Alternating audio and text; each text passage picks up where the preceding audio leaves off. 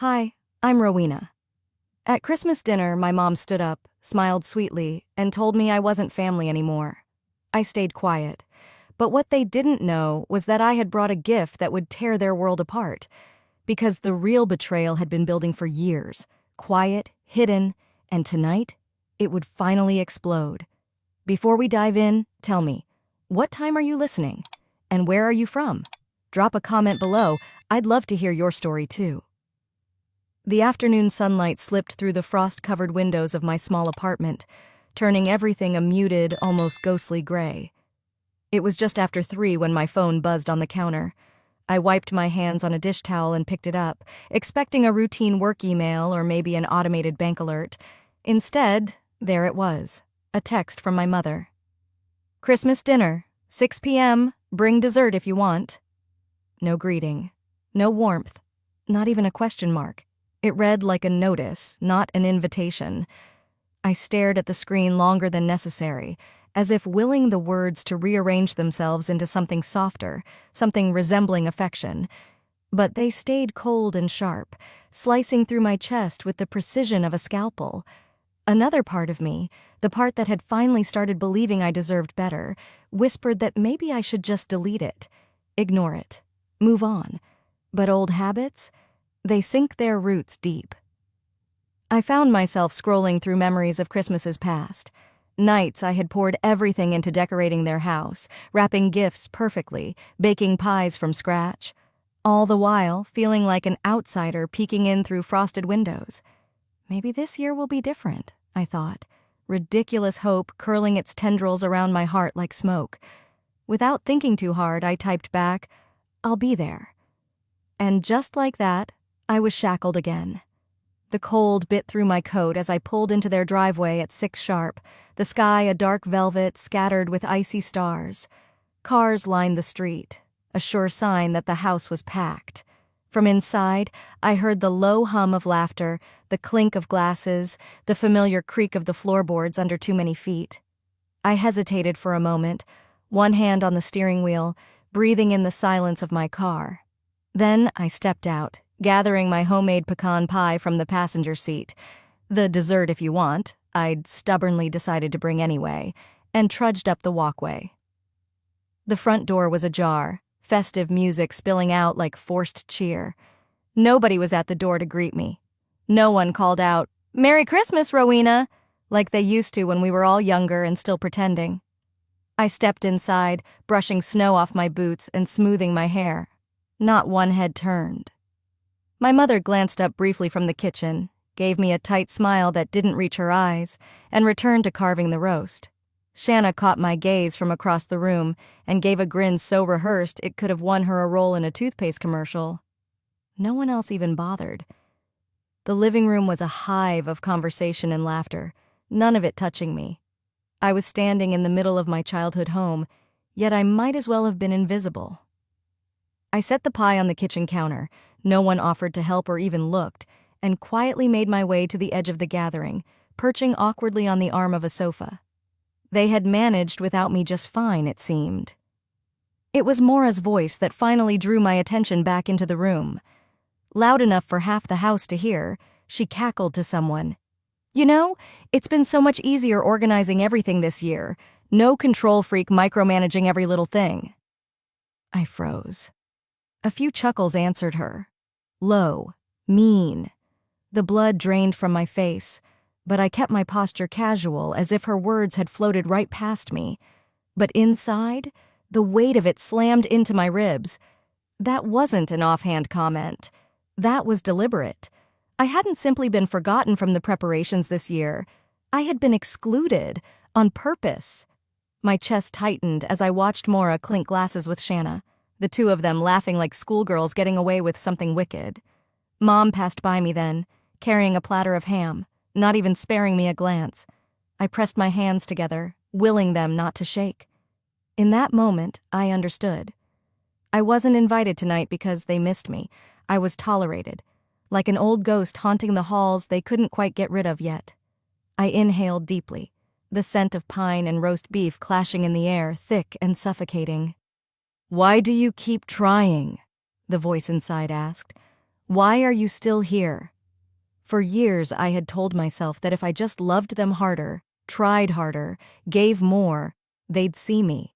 They'd value me. Tonight, standing alone in a room full of people I once would have called family, I realized the brutal, simple truth. They didn't want me. Not really. Not unless they needed something. And for the first time, the thought didn't crush me. It freed me. Still holding my coat, I tried to smile, tried to pretend it didn't sting. I found an empty hook near the door and hung it up carefully, as if the simple act of placing my coat just right could steady the unraveling inside me. For a moment, I stood there, smoothing non-existent wrinkles from my dress, pretending I had somewhere important to be, someone waiting for me just beyond the door. The living room buzzed with conversations that flowed around me like I was a piece of furniture, inoffensive, invisible. I moved toward the dining area, the scent of overcooked turkey and cinnamon candles clinging heavily to the air. The table was already half cleared, plates pushed aside, silverware abandoned mid-gesture. Laughter rang out from the kitchen where Maura and Shanna hovered over a half-finished cheesecake, gossiping like teenagers. There was no seat saved for me, no plate waiting. I hovered awkwardly for a second too long before pulling out a chair at the far end of the table. I settled in silently, ignoring the crumb-covered tablecloth and the stale, cooling food on the platters. I folded my hands in my lap, willing my body to relax, but it was like sitting inside a pressure cooker. Every movement, every scrape of a fork, every giggle felt magnified, as if the walls themselves were pushing me out. Moments later, Mom called out from across the kitchen, her voice syrupy sweet but loud enough for everyone to hear. "And of course," she trilled, lifting a glass of cheap red wine. "We're so grateful Rowena offered to cover the Christmas expenses this year. Such a generous heart." My head snapped up. For a second, I thought I'd misheard her. Shanna turned, smiling wickedly. "Yeah, Rowena's just full of Christmas spirit," she chimed in, clapping her hands slowly, mockingly. Maura let out a soft snort, covering it with a cough. Heat flooded my face. I tried to swallow, but my mouth had gone dry. No one had asked me. No one had even hinted. It wasn't a request. It was an ambush. And now, with all eyes on me, with all these fake expectant smiles waiting for my gracious acceptance, the trap snapped shut. I forced a tight smile and lifted my glass half an inch off the table, pretending to toast along. The burn in my chest wasn't from the cheap wine. It was the humiliation. The realization that, once again, I wasn't family to them. I was a wallet with legs. A few half-hearted cheers went up around the room, quickly swallowed by more laughter and chatter as they moved on, comfortable in the assumption that I would play along like I always did. I picked at the cold green beans on my plate, my appetite dead. Memory after memory tumbled into my mind. The Thanksgiving where I quietly paid off Maura's rent so she wouldn't get evicted. The summer trip Shanna took, on her own dime, after I'd covered her final tuition bill. The emergency dentist appointment Dad needed that somehow turned into my new credit card balance. I hadn't just been generous, I had been a convenience, an expectation. I tightened my grip on the fork until my knuckles whitened. The anger simmered beneath my ribs, slow and deliberate, no longer the fiery burst of outrage, but something far more dangerous, a clarity sharpening into resolve. They didn't love me, they didn't even like me. They used me, and somehow for years I'd let them. I set down my fork gently, careful not to make a sound. I wouldn't give them the satisfaction of seeing me flinch. Across the table, Shanna winked at Maura, who smirked back, both so smug, so sure of their victory. I smiled. For real this time, because they had no idea. None of them did. This was the last Christmas they would ever get anything from me. No more checks, no more last-minute rescues, no more pretending. I folded my napkin slowly, smoothing the edges with precision. Inside my mind, I wasn't sitting at that battered dining table anymore. I was already elsewhere, drawing up the borders they would never again be allowed to cross. There was no need to make a scene, no angry declarations, no tears. They'd made their choices. Now, finally, so would I. I lifted my glass one more time in a silent toast to myself, a small, private rebellion. No one noticed. And that, I realized, made it even sweeter. As the evening stumbled along, filled with forced laughter and cheap recycled jokes, I stayed quiet, observing the people who had once been my entire world and now felt like strangers renting out my past. The longer I sat there, the lighter I felt, like the invisible weights I'd carried all my life were finally sliding off, one by one. It wasn't just about the money. It never had been. It was about the expectation, the entitlement, that my life, my success, my sacrifices belonged to them. Not anymore. They thought they could shame me into silence, trap me with guilt. But guilt only works when you believe you owe someone something. And tonight, for the first time, I saw the truth clearly. I owed them nothing. The glass in my hand felt heavier with every second that ticked by. I lowered it to the table carefully, aligning it with the edge of my plate as if precision could somehow mask the tremor crawling up my spine. All around me, the room buzzed with forced merriment, conversations spinning like wheels stuck in the same muddy ruts. I set down my fork, my appetite gone, my mind sharpening like a blade. The scrape of utensils against chipped plates filled the room, a background hum beneath brittle laughter.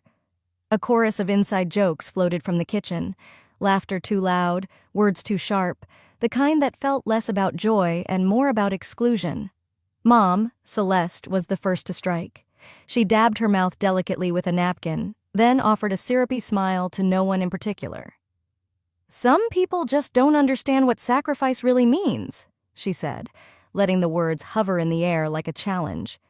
She didn't look at me, but she didn't have to. Everyone at the table knew exactly who she meant. A ripple of knowing chuckles passed through the group.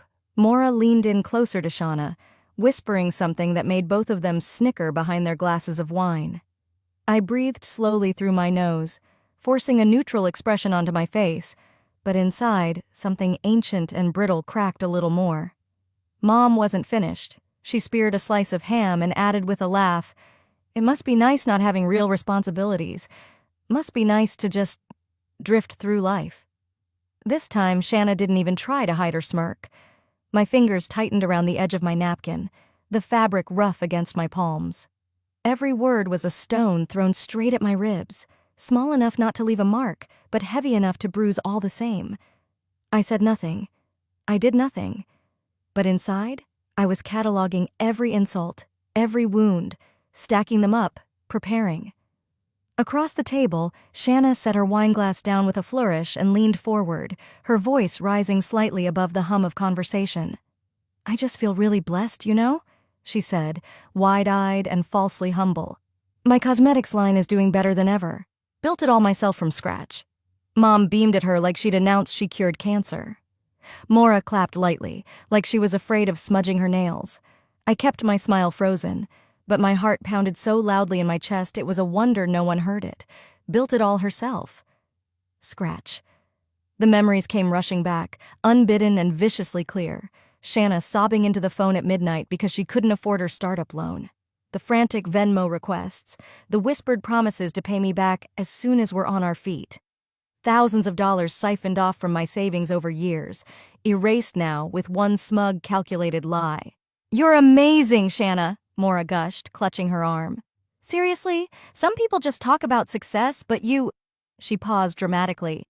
"You made it happen." My mouth tasted like ash. I reached for my water, my hand steady only because I forced it to be. They were rewriting the story right in front of me, recasting themselves as self-made heroes, casting me as nothing, an extra in their triumphs, a ghost funding dreams that I was now politely asked to forget. I swallowed hard, the room blurring at the edges for a moment. But I didn't cry. I didn't storm out. I sat still, the way you do when a snake is coiled at your feet, and you know any sudden movement could be fatal. Inside, however, the rage was no longer a firestorm. It was something colder, more precise, a blade honed over years of being bled dry. They didn't want me. They didn't even see me. They only saw what I could give, and now that I had stopped giving, I was nothing but a weight they wanted to cast off. Without me, without what I provided, they would crumble, and some deep, unbreakable part of me no longer cared. Someone tapped a spoon against a glass, and Celeste rose unsteadily to her feet, wineglass in hand. To family, she declared, her voice rich with the kind of practiced emotion that made strangers love her and left me nauseated. Through thick and thin. Everyone raised their glasses dutifully, plastered smiles in place.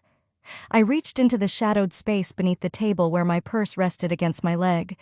My fingers brushed the smooth edge of the folder hidden inside, the folder I had prepared for this moment, knowing exactly how this night would end. I pulled it closer without drawing attention, the weight of it grounding me in the rising tide of false cheer around me. My smile returned then. But it wasn't for them. It was for me. They wanted a show tonight. Well, they were about to get one. But first, they had one last trick up their sleeves. The laughter around the table faded into a kind of tense expectancy, the way the air changes just before a storm hits. Celeste stood up again, tapping her wine glass with the edge of a fork. The clink echoed unnaturally loud in the thick, sticky air. Everyone turned their attention to her like it was rehearsed. Maybe it was.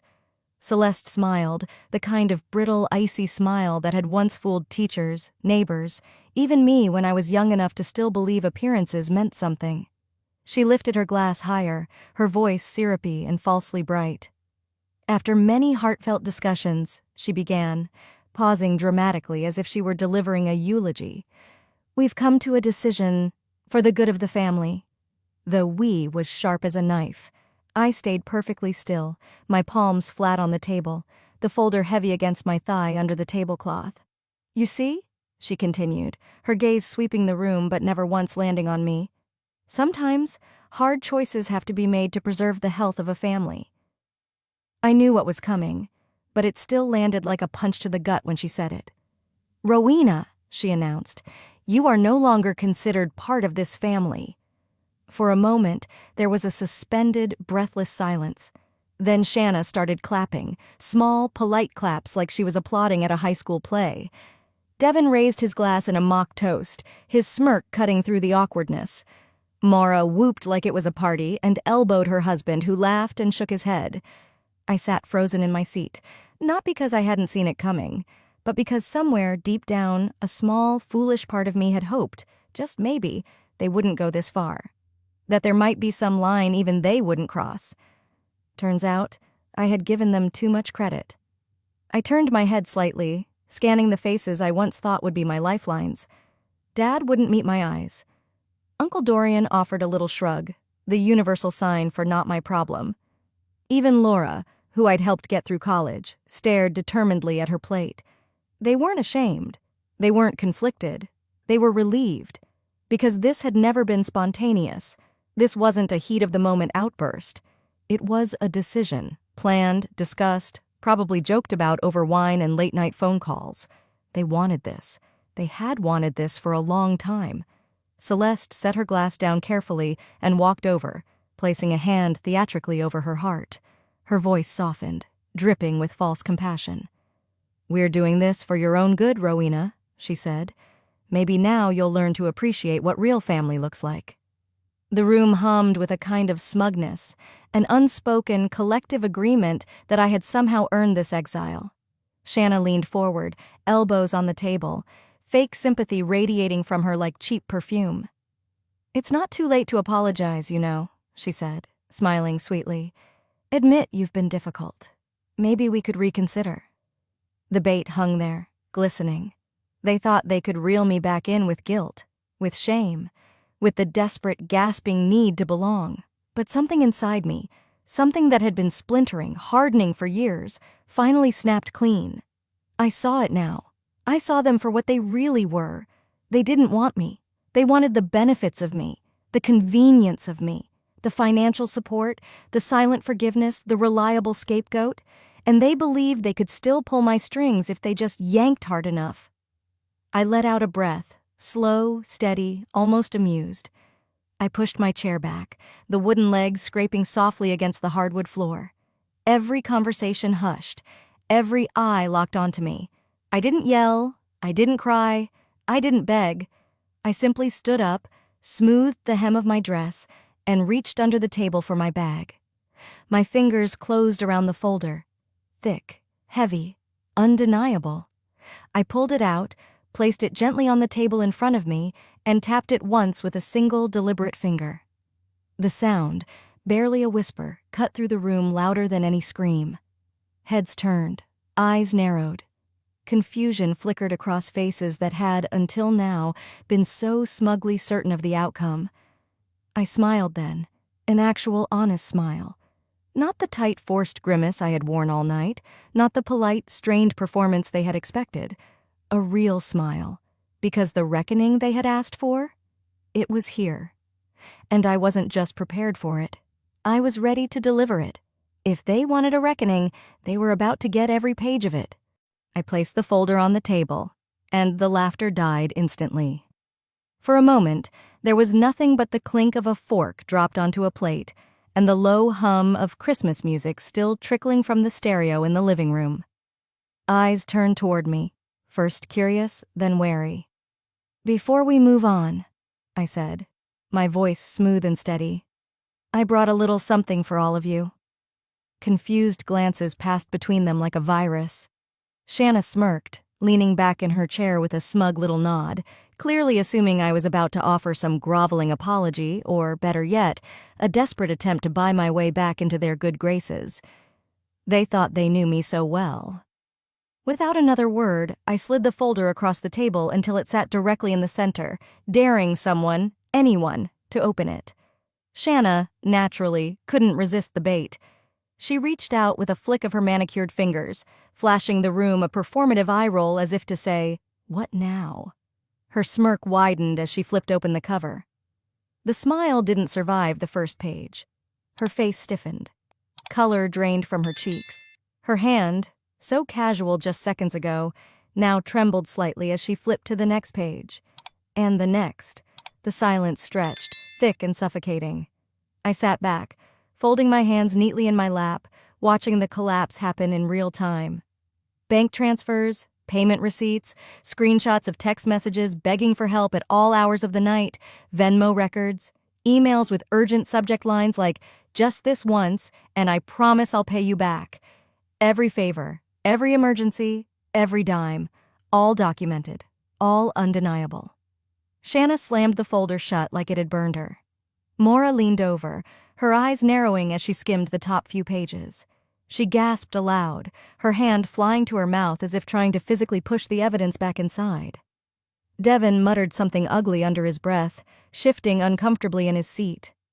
Uncle Dorian stiffened visibly when he caught sight of a line item noting the loan he had quietly siphoned from a family trust, money that had conveniently never been mentioned again.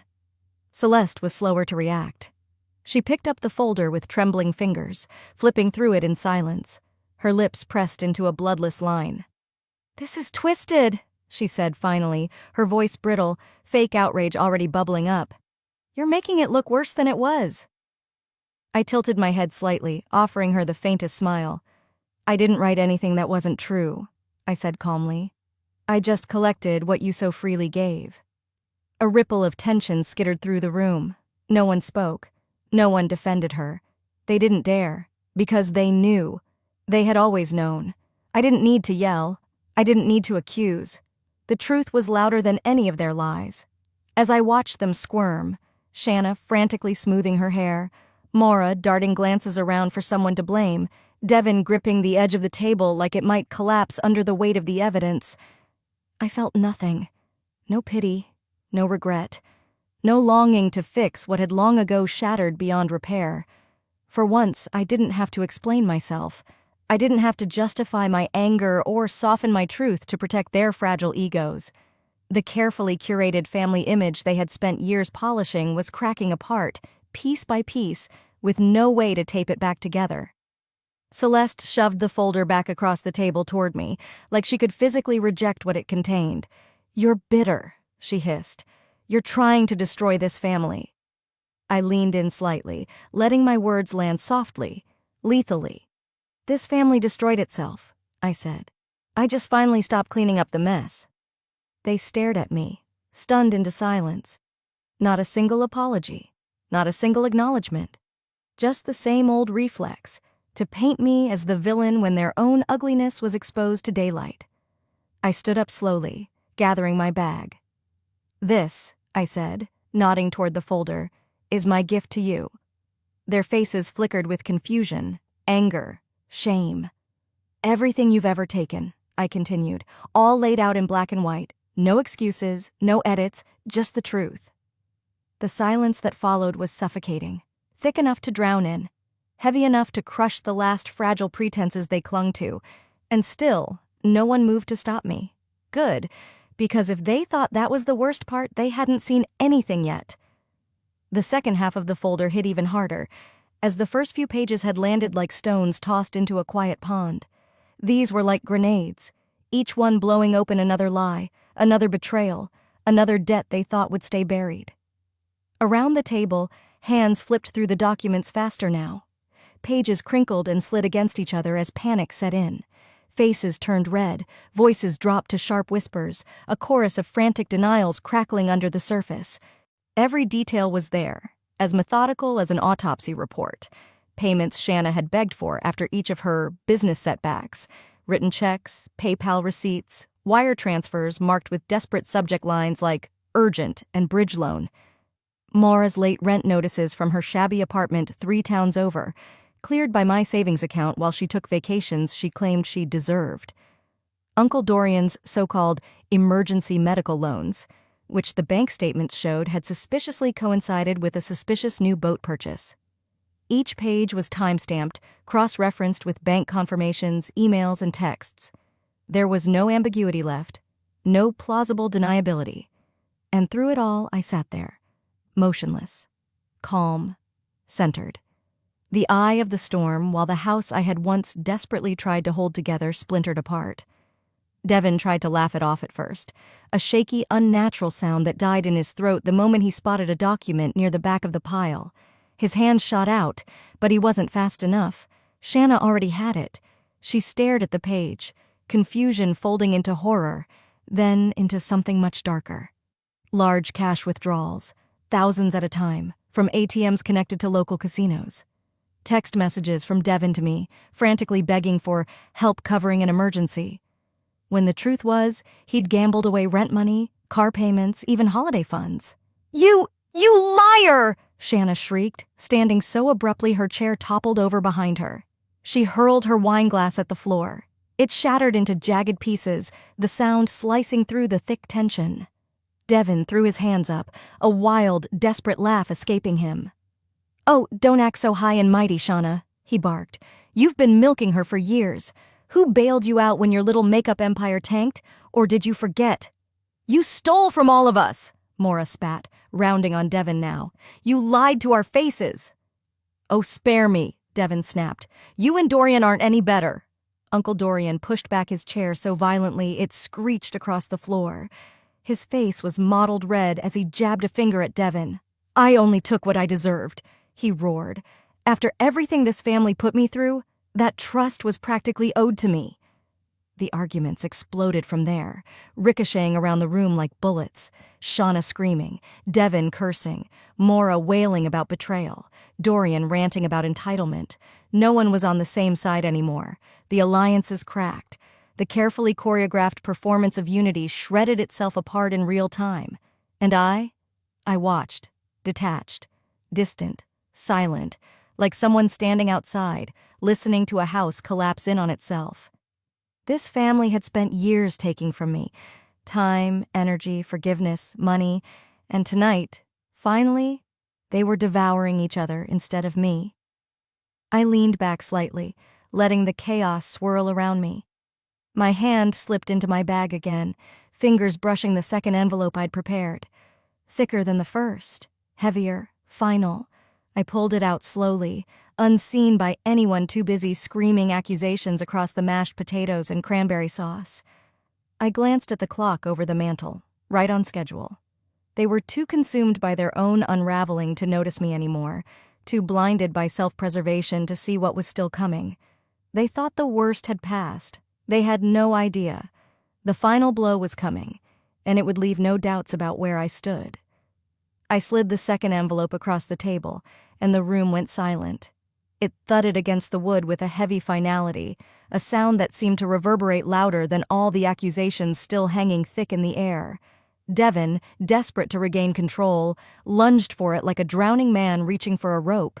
He tore it open without ceremony, the paper ripping in his frantic hands. His eyes scanned the first page, and in his panic, he made the worst mistake of all. Instead of defending himself, he turned on the only ally he thought he had left.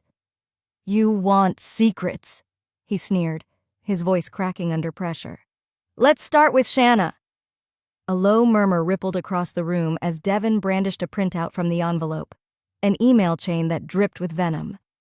Private emails between Shanna and one of her so-called friends, where she mocked her own family for being pathetic leeches, bragging about how easy it was to play the long game and bleed the suckers dry. And if that wasn't enough, the next document was worse.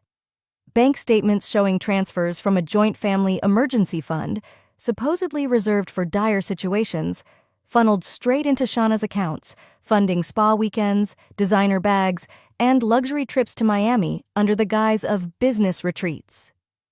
Shanna's jaw dropped. She looked around wildly, as if she could somehow deny what was now printed in black and white. You're ruining everything!" she shrieked at Devin, knocking over her chair as she lunged at him across the table. Devin stumbled back, knocking into Maura, who yelped as her wine splashed across her sweater. "You did this to yourself," Devin spat back. "Don't look at me like you're innocent." The scene devolved into chaos. Shanna screeched. Devin bellowed. Maura cursed. Voices overlapped, accusations flying so thick it was impossible to tell who was shouting what. And amid the storm, another truth surfaced. Folded deeper within the envelope were the legal documents I'd tucked away, waiting for this exact moment. Celeste, face already pale with shock, pulled out the notarized paperwork, proof that Uncle Dorian had manipulated her, years ago, into altering parts of the family trust to funnel a hefty sum directly into his name. The trust meant to protect everyone had been gutted under their noses.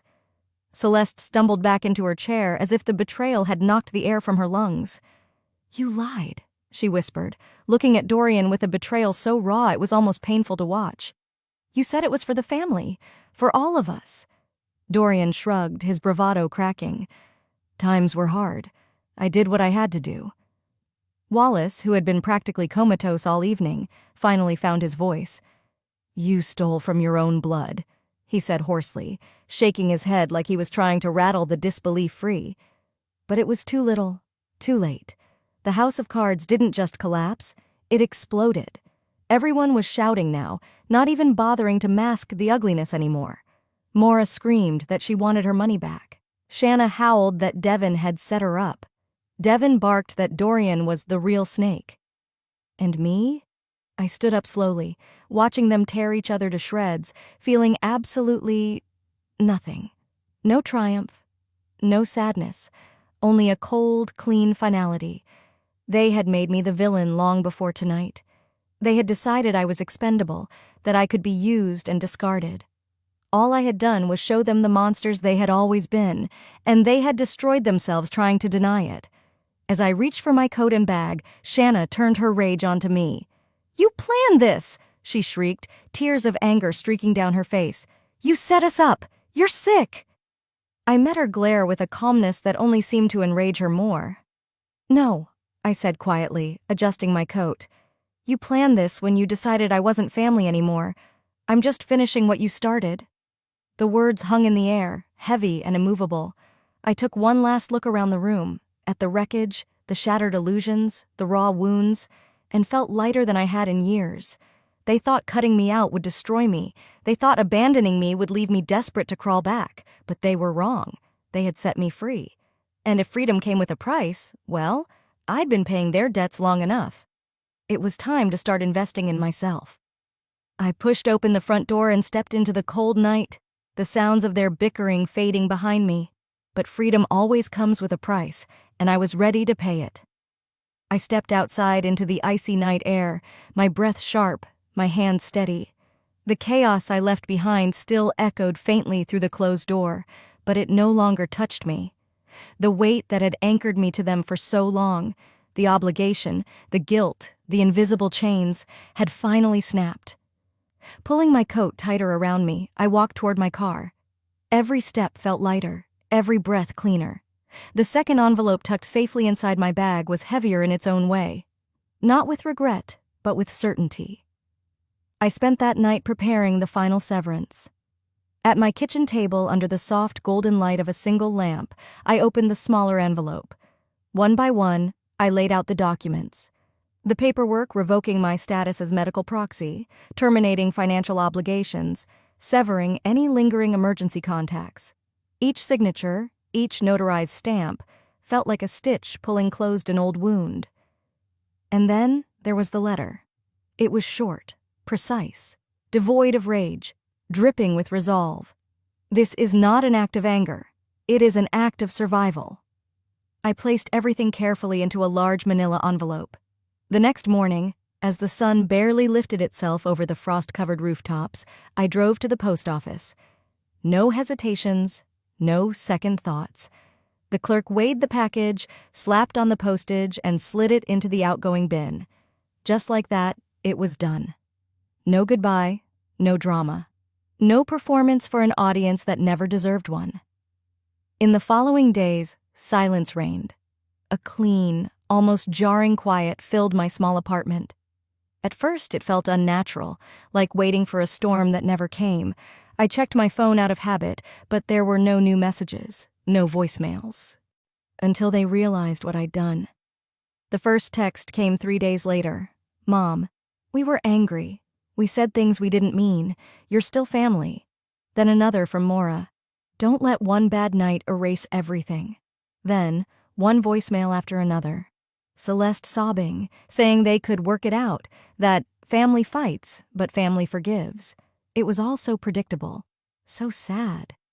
The real blow came when I found the handwritten letter in my mailbox, penned in the shaky cursive I'd known since childhood. It smelled faintly of her perfume, lavender and guilt. "Rowena, we made mistakes. We said hurtful things. But please don't abandon us. Your father misses you. Ellie keeps asking about you. I don't know how to fix this. Please call me. Love, Mom." I sat at my kitchen table, holding the letter loosely between my fingers. For a long while, I just stared at it, letting the familiar ache wash over me. They hadn't changed. They hadn't understood. They still thought love was a transaction, a tug-of-war between guilt and duty. Setting the letter down without ceremony, I didn't bother crafting a reply. They didn't deserve one. This time, my silence was the answer. Christmas came. I spent it alone. Not in the miserable, tragic sense they had always warned me about, the "you'll be so lonely if you don't fall in line" fear they weaponized against me. I bought myself a small, artificial tree, decorated it with lights that twinkled like tiny stars. I wrapped a single present for myself, a framed photo of Duke, my golden retriever, smiling with his tongue lolling out in pure, joyful abandon. The apartment smelled of cinnamon and pine, warm and inviting. I lit a candle. I poured a glass of wine. I curled up with Duke on the couch and pulled a soft blanket over us both. For the first time in years, I didn't have to brace for the next demand, the next emotional grenade. No frantic calls, no guilt-laced emergencies, just quiet, just peace. As the snow fell silently outside my window, blanketing the world in fresh, unmarked white, I realized something profound. Love isn't something you earn through sacrifice. It isn't something you buy with silence or loyalty. It's offered freely, or it isn't love at all. They had never loved me. Not really. They loved what I gave them. And when I stopped giving, they tried to redefine me as cruel, broken, unworthy. But they were wrong. I stood at the window, watching the world beyond my apartment shimmer under the streetlights. I pressed my hand lightly to the glass, feeling the cold radiate against my palm. I wasn't broken. I wasn't cruel. I wasn't alone. I was free. The final image burned into my mind. Not their faces twisted in anger, not their voices begging for another chance. No. The final image was this: me, wrapped in peace, wrapped in truth, wrapped in the kind of love that expects nothing and demands even less. The real gift wasn't the folder or the revenge, it was the freedom to finally live. I thought the silence would be the end of it. But silence has its own stories to tell. It fills the spaces left behind by chaos, magnifying everything you thought you'd buried. Some nights it was a comfort, wrapping me in peace. Other nights, it whispered reminders of things unfinished, things unsaid. Weeks slid by like snowmelt down a quiet mountain road.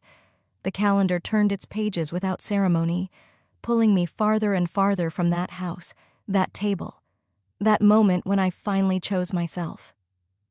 And then, one afternoon, my phone buzzed. It wasn't a number I recognized, just a message. A photo. Ellie. Her small hands clutching a brightly colored piece of construction paper, glitter smeared across the edges in wild, childlike bursts, scrawled in purple crayon, simple and raw. "I miss you, Aunt Rowena." I pressed the phone to my chest, eyes burning against my will. No manipulations, no hidden barbs. Just a child who didn't choose any of this. A child caught in a war she never started. The temptation to respond was fierce, primal even. To pick up the phone, to bridge the gap the adults had torn wide open. To explain it wasn't her fault, that none of this was about her. But I didn't. Not because I didn't care, because I did. Loving her meant not dragging her back into a battlefield. It meant not letting them use her innocence as a weapon against me. It meant letting her remember me kindly instead of teaching her the bitterness that defined the others. I whispered into the silence of my apartment, "I miss you too, sweet girl." And then, carefully, I set the phone face down on the table and turned away. News of the family's unraveling reached me in fragments, mostly from acquaintances who had no idea how deep the wounds went. Shauna's boutique, the one she had crowed about endlessly, closed its doors 6 weeks after the Christmas dinner debacle. Word got out about financial irregularities, whispered in grocery store aisles and church vestibules. Devin, ever the gambler, filed for bankruptcy. His wife left him. A custody battle erupted, ugly and public, stretching like a slow-motion car crash through every court docket in Boulder. Uncle Dorian wasn't so lucky. His inheritance scam came to light when one of the older relatives dug through old paperwork. Lawsuits followed, some civil, some criminal. Celeste and Wallace, they didn't go to jail, but their perfect family reputation shattered like spun glass. Former friends crossed the street to avoid them. Invitations dried up. The phone stopped ringing. I hadn't lifted a single finger to cause any of it. They had built their castles on sand. I had simply stepped back and let the tide roll in. There was no triumph in hearing about their downfall, no glee, just a clean, almost clinical sense of closure. Like setting down a burden I didn't even realize I was still carrying. In early spring, I moved to Denver. New apartment, new routine, new air that didn't carry the ghosts of betrayal in every breath. I enrolled in a painting class at a community center, even though my artistic skills hovered somewhere between enthusiastic toddler and accidental abstract. It wasn't about being good. It was about creating something messy and real and mine. On weekends, I hiked the trails that braided themselves along the Front Range, feeling the ground steady beneath my boots, the thin air sharpening my senses. I reached out to old friends, people I'd lost touch with during the years I spent orbiting the black hole of my family's demands. Some doors were still open. Others had quietly closed. I honored both with gratitude. I thought of Ellie sometimes, her gap-toothed smile, her sticky hugs, but I didn't let myself wallow in it. You can love someone and still choose yourself, I reminded myself on the lonelier nights. Some scars stay tender longer than others. One evening, after a light snow dusted the city in glittering white, I found myself standing on a ridge overlooking Denver's sprawling lights. The world below buzzed with life, tiny, oblivious stories unfolding in warm homes and bright offices. And here I was, separate but whole, a thread no longer tangled in anyone else's fabric. The scars were still there. They always would be. The ache of betrayal, the ghost of Ellie's tiny hand in mine, the memories of laughter that had once been real, before it turned hollow. But scars are not chains. They are proof of survival, proof that you were wounded, and you healed in your own way. I wrapped my arms around myself, feeling the cold bite at my skin, and smiled. A small, quiet smile meant for no one but me. This wasn't a fairy tale ending. It wasn't a neat, tied-up bow of forgiveness and reunions. It was better. It was freedom. It was peace. It was mine. This isn't a happily ever after. This is something stronger. This is mine. Sometimes walking away isn't about anger. It's about survival. In the end, true family isn't built on guilt or obligation. It's built on love, respect, and choice. What would you choose if the cost of staying was your own peace? If this story moved you and you love real family drama with heart and healing, don't forget to subscribe for more. Your journey matters, and you're never alone here.